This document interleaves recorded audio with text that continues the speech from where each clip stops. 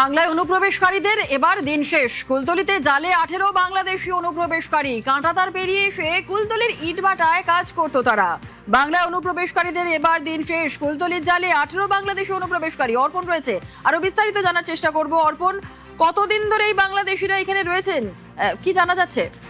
বাংলাদেশি অনুপ্রবেশকারীরা রয়েছে শুধু কুলতলির বিস্তীর্ণ এলাকা জুড়ে। বারুইপুরে যেমন গত সপ্তাহে প্রায় 5 জনকে উদ্ধার করা হয়েছে এবং গতকাল রাত্রে কুলতলি থানার পুলিশ তারা অভিযান চালিয়ে 12 জন পুরুষ এবং নারী এবং তার সঙ্গে 6 জন শিশুকে উদ্ধার করেছে। মোট 18 জনকে উদ্ধার করা হয়েছে এবং তাদেরকে উদ্ধার করে পুলিশ যেটা জানতে পেরেছে যে 5,000 টাকা থেকে 30,000 টাকা পর্যন্ত তারা দিয়ে কাঁটাতার পেরিয়ে তারা এই ভারতে অনুপ্রবেশ করেছেন এবং সেখানেই তারা বিভিন্ন যে ইটের কারখানা রয়েছে, অর্থাৎ ইট তৈরি হয়, সেখানেই তারা শ্রমজীবী হিসেবে কাজ করছিলেন এবং সংসার চালাচ্ছিলেন। শুধু তাই নয়, এখান থেকে তারা ইনকাম করে টাকা বাংলাদেশে পাঠাতেন। তো যারা পরিবারের সদস্য রয়েছেন তাদের হাতে তারা টাকা পাঠাতেন। এদের প্রত্যেককেই গতকাল রাত্রে আটক করা হয় কুলতলি থানার পুলিশের পক্ষ থেকে। তাদের কাছ থেকে বাংলাদেশি নথি উদ্ধার হয়েছে